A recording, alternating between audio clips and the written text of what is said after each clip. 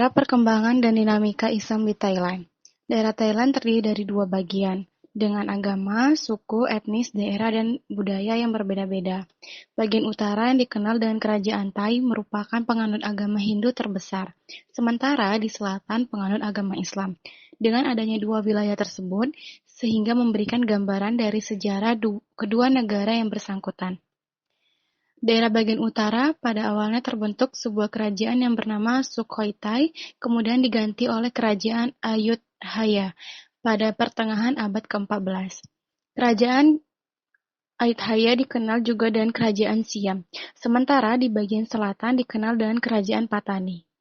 Sejarah awal terbentuknya Patani secara garis besar berasal dari suku Melayu yang berasal dari Malaysia. Hijrahnya suku Melayu ke daerah ini yang dikatakan sebagai pendatang juga, mempunyai keberuntungan yang luar biasa dari segi jalur utama sebagai jalur perdagangan. Maka secara otomatis pedagang-pedagang Muslim dari berbagai negara, baik dari timur dan tengah, melalui jalur ini sekaligus penyebaran agama Islam. Pengaruh agama Islam yang besar di Patani sehingga dikenal oleh negara Asia Tenggara lainnya. Ketika Pyuta Nukpa masuk Islam dan mengganti namanya menjadi Raja Ismail Shah pada tahun 1500. Dikali ke Pyatu Nakpa masuk Islam dikarenakan sakit kulit yang berkepanjangan, dan yang bisa menyembuhkannya pada saat itu adalah seorang syaikh.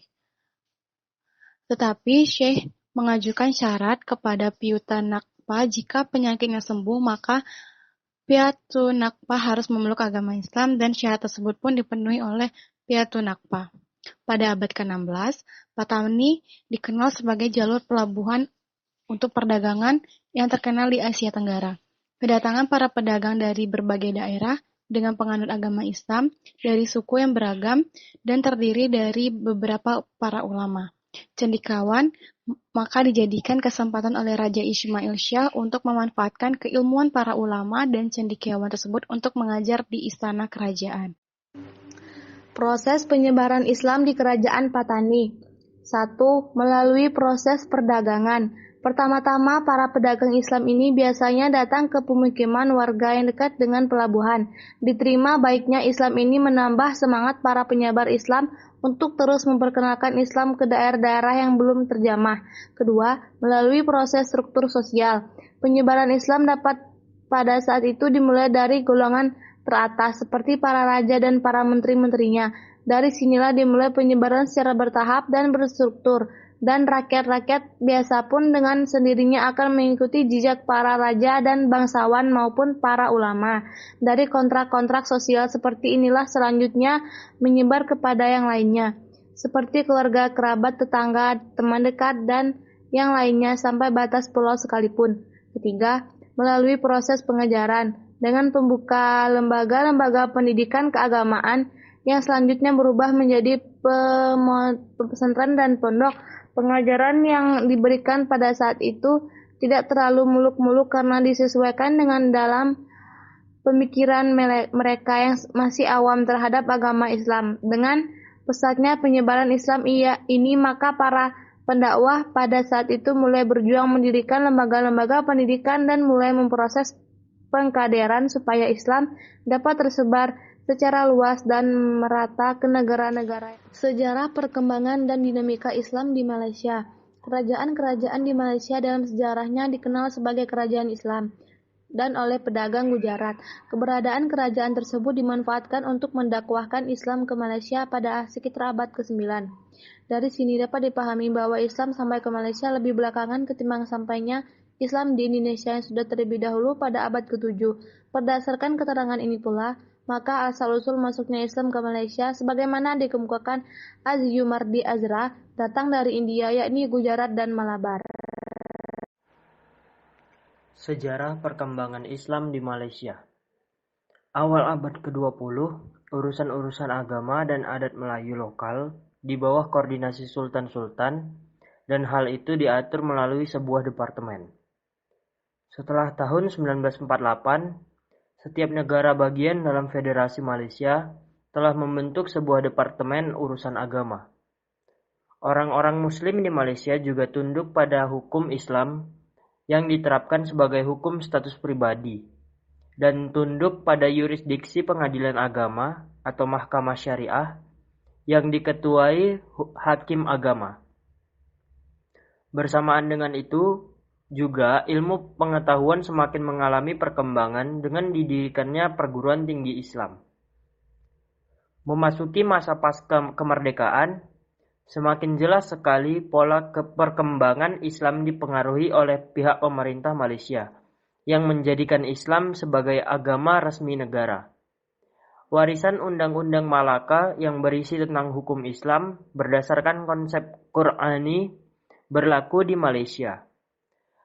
Ada juga Undang-Undang Warisan Kerajaan Pahang diberlakukan di Malaysia yang identik dengan hukum Islam mazhab Syafi'i. Ini mengindikasikan bahwa Islam di negara tersebut sudah mengalami perkembangan yang signifikan. Pada tahun 1980-an, Islam di Malaysia mengalami perkembangan dan kebangkitan yang ditandai dengan semaraknya kegiatan dakwah, kegiatan keagamaan internasional, banyaknya masjid yang dibangun, penyelenggaraan jamaah haji yang sangat baik, bahkan ditegaskan dalam konstitusi negaranya bahwa Islam merupakan agama resmi negara. Di Kelantan, hukum hudud atau pidana Islam telah diberlakukan sejak 1992. Kebangkitan Islam di Malaysia. Kebangkitan Islam di Malaysia yang terjadi pada tahun 1970-an dan mencapai puncaknya pada tahun 1980-an. Kebangkitan Islam di Malaysia terlihat jelas pada upaya Muslim Malaysia untuk mengamalkan ajaran Islam secara lebih serius. Gerakan kebangkitan Islam juga terlihat di kalangan mahasiswa di kampus-kampus Malaysia. Di kalangan mahasiswa terdapat sekelompok-sekelompok pengajian yang dikenal dengan nama dakwah. Di awal tahun 1975, dua organisasi Islam yang baru yang lebih militan terbentuk di kalangan mahasiswa Malaysia di London, yaitu Suara Islam dan Islam Representation Council atau IRC.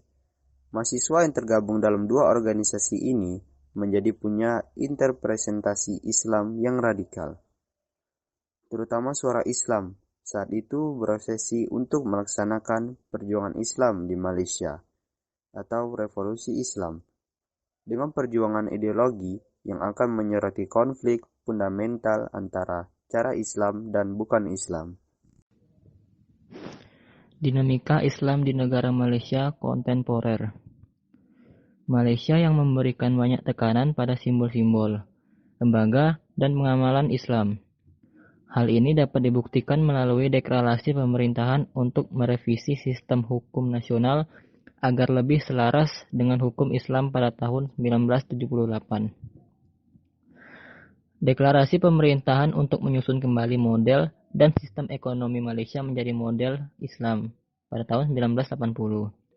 Penyediaan infrastruktur dan institusi-institusi Islam pada tahun 1981 hingga 1982.